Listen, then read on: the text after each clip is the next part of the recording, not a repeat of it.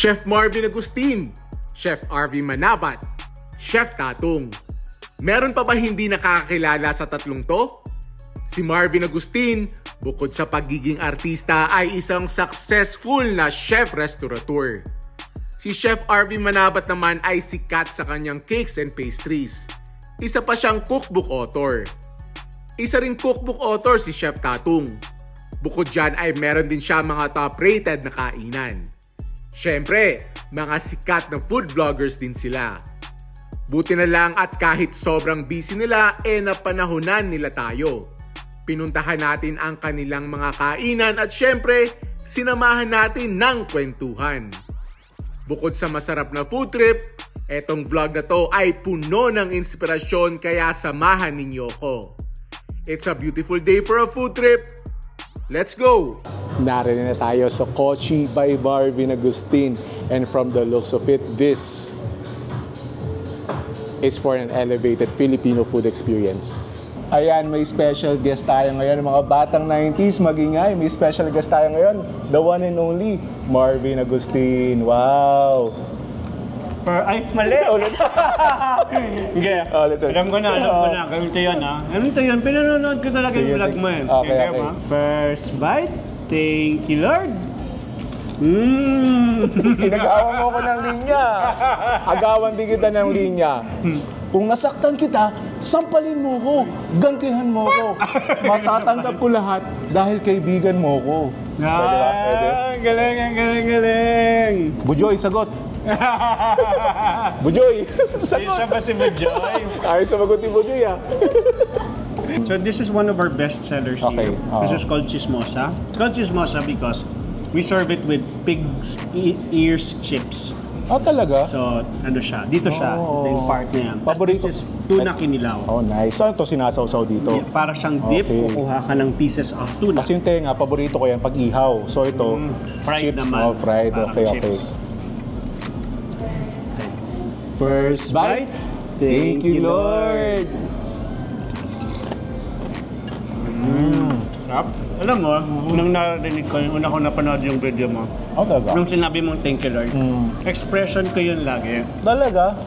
Every time I eat something good or there's a good feeling around me na parang hindi ko ma-explain. Lagi ako masasabi, wow, thank you, Lord. It's a way to appreciate. Maging grateful, ano? Announcing it. Kasi pag nagpapasalamat ka, mas lalong darating yung mga blessings, eh, no? Di ba masarap lang naman maging appreciative kahit sa maliliit na bagay na nangyayari sa atin. Actually, yun yung mga na-appreciate ko, yung mga pag nagsasend sa akin ng message, yung mga parents sila. Yung anak ko po, simula nung napanood yung video nyo, nagte-thank you Lord na ngayon. Parang ang sarap sa feeling, ano? Parang yun yung gusto kong maiwang na legacy, eh. Yung parang, yung mga bata na yun, to grow up, to be grateful adults. This is another bestseller of ours. This is Kochi Summer Rolls naman. Nice. Kochi yung nasa loob, Kochi meat. Okay. So, how you'd eat this, ang suggestion namin, kuha ka ng green. Okay. Yan, isang piraso. Tapos, lagyan mo ng herb. That's mint. Lalagyan kita pa ng isang herb na basil. Tapos, kuha ka isa nito. Okay. Sabayan kita. So, babalutan ko to. Tapos, yes, lagyan ko ito ng mint. Tapos, dip natin. Yan.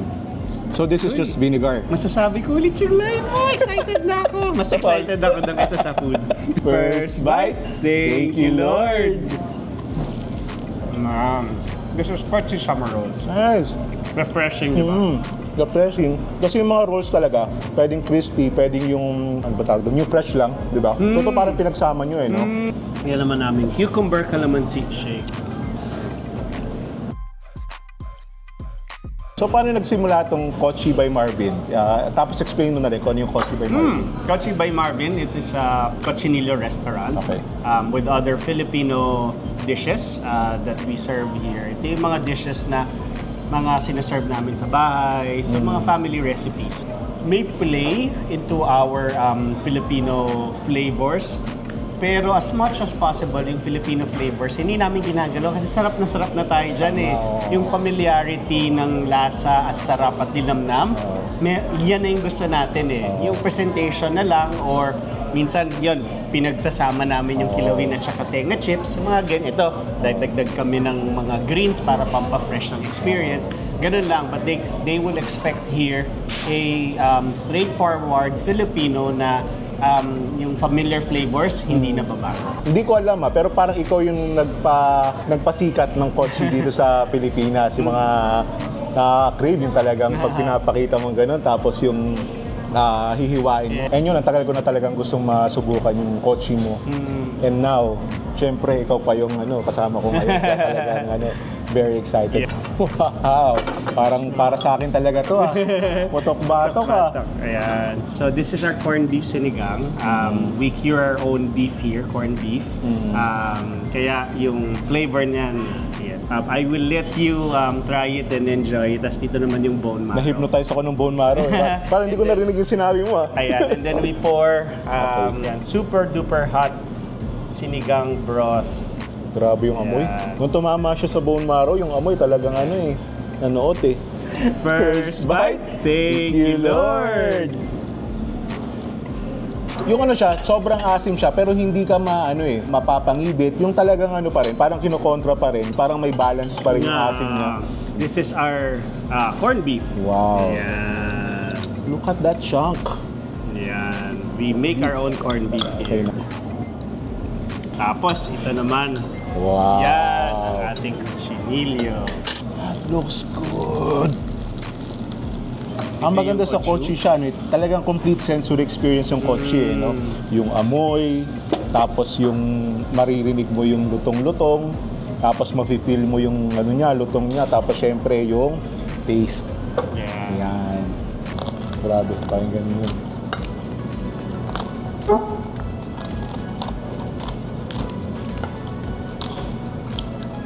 Yan, try ko muna ng walang dipping sauce. Gusto ko muna i-try nung Wow. Grabe yun. Yun. My first taste of Kochi by Marvin Agustin. First bite. Thank you, Lord. Ang crispy. Tama yung sinasabi mo Kakaiba siya sa mga Kochi na na-try ko before Tapos yung laman niya, ang lambot. Aminin ko sa'yo, sobrang taas na expectation ko sa kotse mo. Kasi lagi ko napapanood Kasi usually pag sobrang taas na expectation mo, pag na-try mo, yun na yun. Parang maano ka na Ito parang first time ko rin siya napanood. Kaya natutuwa kami because that's our best form of marketing. When people love it, they really would come back. Ang lambot, ang lasa. Tapos iba yung texture niya ng laman, Parang almost like corned beef sa lambot. Nice. Yan. Tapos iba na naman yung experience pag sinama mo yung sauce.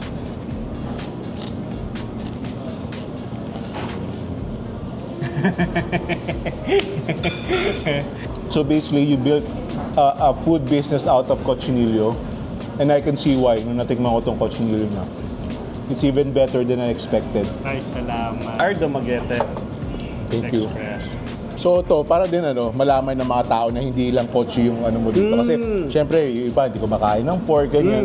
Dito may seafood din. Actually, we have a lot of seafood dishes. We have a lot of chicken dishes. At saka beef dishes.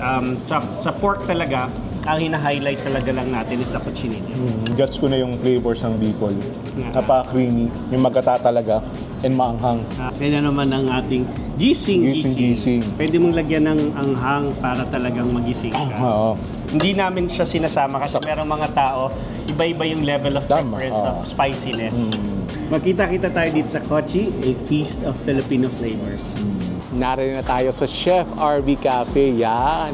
Alam ko maraming umiidolo din kay Chef RV. Mamimit natin siya mamaya. At syempre matitimusan natin yung kanyang famous na bibingka at yung mga cakes niya. Hello, Chef. Nice to meet you. My wife, Aisha. Hello. Nice to finally meet you. Hindi ko na ready yung sarili ko. Dapat hihinga ako ng malalim Nako. Kanina lang, standy yung katabi ko. Ngayon, si Chef RV talaga. Grabe, na-starstruck ako. Yes. Yung pinapanood lang natin sa YouTube, nandito nakatabi na natin. Chef, thank you sa pag-accommodate sa amin. Oh, it's pleasure. Thank you for visiting us. Oo naman, ang tagal ko nang gustong puntahan to. Kasi balita ko, talagang sikat to sa Binyan, Laguna. Yung Chef RV Cafe. Isa sa mga dinadayo dito na lalo na nung Mother's Day, ano? Yes, at lalong sisikat dahil dinayo niyo po hindi kami. naman. sana makatulong kasi alam ko naman napakasarap. And alam ko maganda yung story mo sa pagiging sa culinary career mo. Mamaya pag-uusapan natin yan. So pakita ko naman sa inyo where we prepare all this pastry. Ang main product ko dati, nagsimula po ako sa cheesecake. Cheesecake, oo. Tapos yung queso de bola cake. Yun yung sabi ngayon, bestseller niyo yun. Yes, oo. tsaka chocolate cake to. Tapos nung nag-open kami ng cake shop, ayun, yun na din yung mga staples kasi sanay na po yung mga regular customers namin. Ito yung home kitchen talaga namin. Dati, kumbaga Yes. dito kayo nagluluto ng adobo, ng ano. Balita ko, paborito niyo yung adobo no? Yes. So dito yung niluluto yung pagkain ng family niyo dati. Ito po. Tapos ayan, kaya makikita mo yan, hindi ko po pinabago yung mga tiles. Oo nga, no? Diba? Kasi it's a reminder of how you started ang ganda. and how we expanded. Tama. So, itong lumang tiles, yan yung old kitchen namin. So, kung ganong katanda ako, 35, ganong katanda din tong kitchen na to. Okay. Hindi natin nakakalimutan kung saan tayo nagsimula. Oo, tama. Ay, Diba? balita ko, ang earliest influence mo sa pagluluto is your mom. Oo, kusina niya to. Kusina niya to. Oo, kumbaga dito niya sinasabi pag hindi masarap yung luto mo. True. Napanood ko. My first teacher in the kitchen. Ayan, And in life. in life. Dapat talaga ma-experience natin yung limit ng hirap. Tama. Mas masarap i-enjoy ang bunga Tama. pag alam mong ikaw ang nagtanim ikaw at nagdidilig. Oo, tama yun, maganda yun.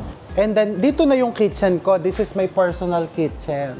Yan ang gusto ko makita eh. So, eto yon. This is Yun, our personal kitchen. Oo, pinapanood ko lang tong background na to. Pero hindi kayo dito nagsimula na kitchen, nag-shoot dati? Ano kasi to, nung na-invest ko na may hot kitchen na po kami, may pastry kitchen na kami, na kumpleto ko na yung gamit. So sabi ko, gusto ko naman yung pangarap kong kitchen. Tama. So, 2019, I'm a big fan of Aina Garten, Barefoot Contessa. So sabi ko, I wanted a kitchen na kita yung garden. Tapos island kitchen. Island kitchen. So, sinabi ko sa kanila dun sa contractor, kasi gusto ko pag nag-retire ako, magpro-produce ako ng cooking show. If you have to start all over again, ano yung produkto na doon ka magsisimula? Bibingka. Bibingka, oo. Kasi yan ang best seller talaga namin ngayon. Tsaka remembering kung paano ko siya nasimulan. Talagang by accident. Mahilig kami sa bibingka. So every Christmas, bumibili kami kung saan-saan. Tapos nag-test kami ng iba't ibang recipe. Just for fun. Hindi namin binibenta kasi hindi naman po namin yan main product before. Until after so many trials, so finally, nung umalsa, diba? Excited na excited kami. So gawa kami ng gawa. Kasi syempre, na-excite. Wala kami mapagdalhan nung ginagawa namin. Okay. So, sinubukan namin ibenta. Ito na, ang bibingka ni Chef RV. Grabe ang bango, Chef, no? Amoy na amoy mo yung cheese, yung alat, pero at the same time, yung sugar, amoy na amoy. So may salted egg din to, Chef. Meron po. Tapos 4 cheese to, no? Yung labas, smooth, tapos yung loob, parang try na natin. First bite. Thank you, Lord. Grabe yung Chef. Bira ako maging speechless sa pagkain, Chef. Ano, Chef? Yung labas ito, yung caramelized na part. Yes. May crisp. Tapos ang lambot ng loob. Tapos ito parang parang leche flan tong parang custard. Parang custard. Tapos malalasama yung alat pero hindi siya overwhelming. Nandun pa rin yung tamis. Wow. Without a doubt, Chef, if you need to start all over again, dito ang magsisimula. Kinabukasan, doon na uli ang operations mo. Yun yung paggamit ng 4 cheese, medyo medyo risky. Yes, Kasi pwedeng sobrang alat. Kasi mamaya yung may isang cheese na mag-overpower sa iba, yun na yung malasahan mo. Ito, lasa mo pa rin yung bibingka, no? Opo. Lasa mo pa rin yung salted egg, hindi na overpower ng cheese. Wow, sobrang sarap nito. Thank you. Masarap siya sa kape, no? Yes. Yung kape na medyo matapang. Ano yan? Barako. Ayun. From Batangas. Oo, siyempre. Wow. Legit nga na barako. Kasi ito, Chef, ano to? Yan naman yung signature cake po namin. That's the queso de bola cake. Okay, oo. Nice. Okay, try natin.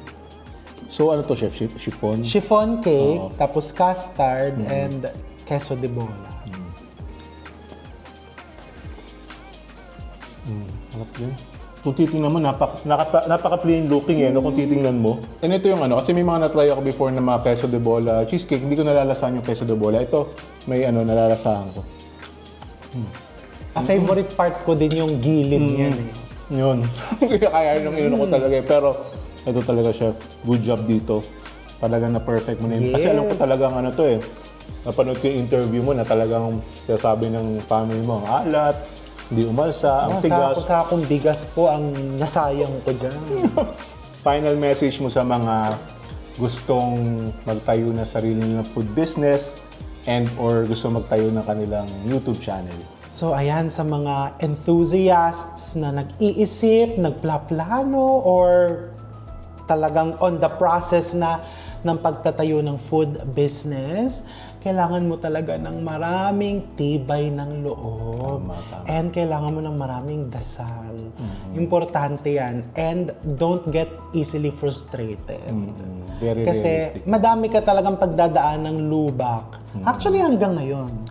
Tuloy-tuloy talaga yan. Basta don't give up. And kailangan very hardworking ka. Yun lang ang secret dun eh. Hard work. Kasi madami kang pwedeng basahing mga business books or kung ano-ano. In theory lang. Pero kung hindi ka naman gigising sa umaga para magkayod, wala din. Ayan, habang nagkukwentuhan kami ni Chef dito, nagkakape yan. Ito naman ensaymada niya, pino-warm. Oh, look at that. Uy, ang lambot Yes. Try natin. Very fluffy. Sarap din. Kita nyo naman sa itsura ang hirap pumili ng paborito dito sa cafe mo. Sarap din. Chef, invite mo na sila dito sa Chef RV Cafe. Ayan po, so ini-invite ko po kayo, bumisita po kayo sa Binyan City, Chef RV Cafe, and matikman nyo po ang aming mga specialties na pinagmamalaki po namin. Everything homemade. Narinig na, kakolab natin. Kilala nyo ba yan? Malamang, kilala nyo yan. Ayan na, for the longest time, isa sa mga gusto kong makakolab, nandito na sa tabi natin. Dream come true, kasama natin, Chef Tatong. Yan. Kumusta, Chef? Okay naman. Alam ko sobrang busy mo. Thank you for making time. At ito, matatry ko na rin itong restaurant mo, itong Lore. Lore, yes. What can you tell us about Lore? Lore is really from folklore, no? Kaya here we do a lot of regional dishes, no? So, of course, there are a lot of Filipino restaurants, pero dito natin matatagpuan mga not usually found in Filipino restaurants na dishes, so of regional origin. Ayan. So bago tayo magsimula, Chef, pwede mo ba kaming kwentuhan ng konti? Unang-una, sino si Chef Tatong before nagkaroon ng chef sa pangalan? So I really started out as a journalist. I worked for a media company, no? Started out as a copy editor. I worked also as a writer. I also worked as a photographer, assistant editor, and that. Eventually, I moved into the production and entertainment business. I was in the music industry for the longest time. Umabot ako ng point in my parang, hindi ako happy. Saan ako happy? Sometimes, yung hinahanap natin is not the right career, but the career that is meant for you. It is based on a calling. Yes. And feeling ko na parang ito talaga siguro yung calling ko. So parang yun nga very interesting, no, when we go through life, na parang sometimes there are bumps and turns na parang you feel like you're a failure, but at the end of it all, ito pala yun, I'm doing exactly everything that was meant for me to do in the long run. Before nagde-direct ka ng music video, ngayon naman mga restaurants na yung dinidirect mo. Yes, oo. At ito na to, nandito na tayo One sa of my restaurants. Ano yung recommended mo na unahin natin dito, Chef? So ito siya, we have our appetizer. So ito siya ito perfect pairing naman din to. Okay. Ito siya okoy, di ba? Very popular okoy. And it's served with our sukang tuba. Akala ko garnish lang to mga green yan, beans. So, yan. wala lagyan. Yan. So this is one of our best sellers dito talaga. So ito yung pinaka-ano nyo, no? Pinaka-twist. Twist, so. First bite. Right. Yan. Thank you, Lord. Thank you, Lord.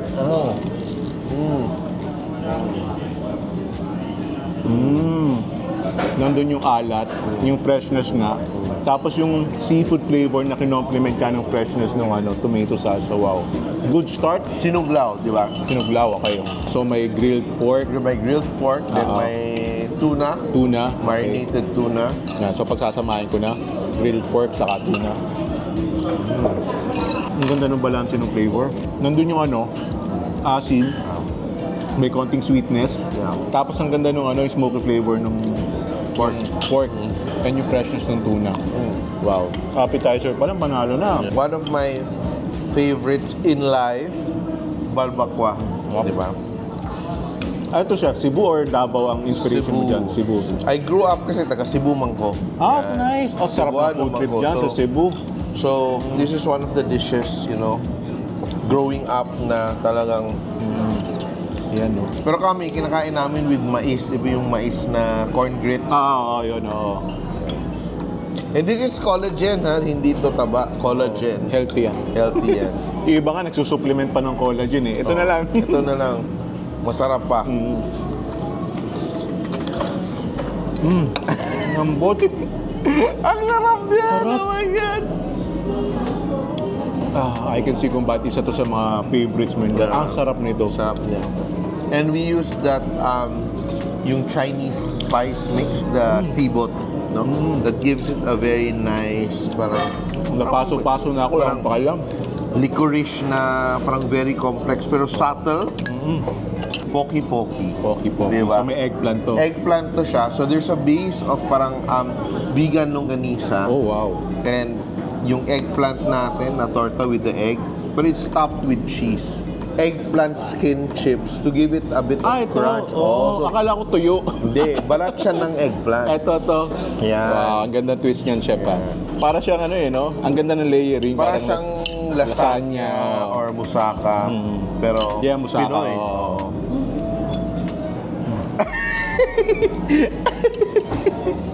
Daming Sarap ito. Sarap niya, di ba? Kahit yan with pandesal, masarap. Oo. Ito, ang ganda ng ginawa mo dito. Crispy rin. Crispy, di ba? Enjoy ako. Yan. Ito, pansit hab-hab naman from Pansit hab-hab. Quezon. Yan. Tapos yan, lagyan natin ng... Suka. Di ba yun ang key Oo, talaga? yun talaga. Suka. And ito talaga, we're using the noodles. Galing talaga ng Quezon. Oo, kita naman. Diba? Oo. Sarap. Sarap. Kanina lang nasa Cebu ako, ngayon nasa Quezon na ako. Oo, di ba? Sarap talaga. Walang char, di ba? Ito kasi nandito tayo sa Taguig area, Taguig Pateros area. And one of Maraming the itik specialties is itik. So, we cannot do without piniritong itik. And ito, akala ko talaga, chef, walang biro. Fried chicken. Ito mukha na itong itik. Pero kung titingnan mo yung mga Thai part, yung mga so ito, itik to. Itik yan. Yan. Tapos ito yung gravy niya. Yeah. But itong gamit namin na itik dito is we're using Peking duck. Oh, okay. So ginawa namin Kaya pala, yan. And ito homemade na liver sauce. Okay. Pwede ding suka for try that. ko muna dito. Sarap, no? Sarap. Very flavorful. And yung niya, very delicate yung pagka-crispy niya. Even better with parang nakat mo yung Yes. niya. Yeah. Ito, excited ako dito kasi pinangalan mo sa'yo. Oo. Siyempre, hindi mo ididikit yung... Ginagawa ko kasi yan for the longest time. Galing pa sa nagsisimula ako hanggang ngayon nandyan pa rin siya. Tatung's fried rice. Siyempre, hindi mo ididikit yung pangalan mo dito kung dito masarap Ikaw na mag-judge. Pwede no, kahit wala ng Oo ulam. nga Buti hindi ko siya kinain. Buti tinry ko siya ng walang ulam. Pwede nga talaga kahit Pwede walang ulam. siya. And that's perfect if you try it with this. Ito naman siya is trip to sulu, no? Ano So, to? this is sa pianggang. So, ito siya, burnt coconut ang sauce. So, di ba? Parang ano? Oo. Yung chachila ito, Okay. all that. So, Anong protein yan, chef? chicken. This is Chicken. Okay. May I serve you? Thank you, chef. Yan. Thank you. And what will make it special, no? When you try it, then lagyan mo ng konting itong green mango and the pickled onion. So, magbabrighten yung flavor niya. Ito, galing to sa mga tausug. Parang kang nakabiyahe, no? Oo nga eh. Hindi pa uso, hindi pa sikat yung pianggang or burnt coconut. Na-showcase ko na siya internationally. So, yeah. thank you for what you do. Kasi Filipino food talagang underrated kumpara sa mga Yes. neighbors natin. Hopefully sa mga dishes na ganito. And even sa Pilipinas, itong pianggang, Pianggang, no? ako ngayon ko lang narinig yun. Tapos, ngayon na natikman ko, parang I missed out on a lot na ngayon ko lang siya nakain. So ngayon, every time na makikita ko sa menu yan, o-ordering ko na. Lalo na pag dito sa Lord. But if you take them here, it's a different parang story of Filipino cuisine na parang that's why a lot of mga people, especially pag may balikbayan or may mga expats, pumupunta dito. Diba? It's Filipino food beyond the ordinary. Tama. And what an experience it was. So maraming salamat, Chef, Thank you also for the visiting. experience.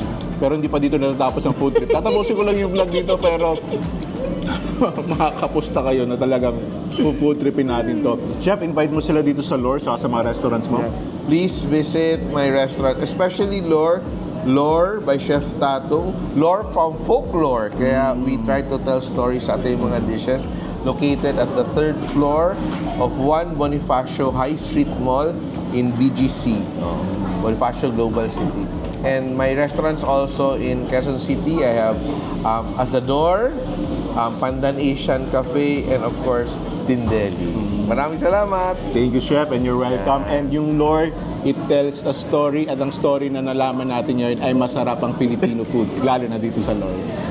Tatapusin natin ang vlog na to sa First Bite Sisig. And last year kasi together with my wife Aisha saka mga business partners namin, si Max saka si Franny, ay nagtayo kami ng isang sisigan. And on a more personal level, syempre gusto ko makita yung mga restaurants nila para maging source of inspiration. Kasi syempre hoping tayo na ang First Bite Sisig ay maging kasing laki ng mga food businesses nila. Yun, na-miss ko rin. Na-miss daw eh. Tagal ko kasing wala sa Lipa. Kaya ang tagal na hindi nakapag First Bite Sisig yan. Hahaluin natin ng tunay yan. Yun no. Tapos with rice agad. First bite. Thank you, Lord.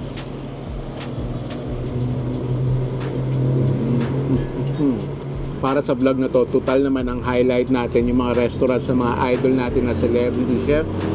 We won't go into details sa First Bite Sisig ngayon, pero abangan nyo sa next episode.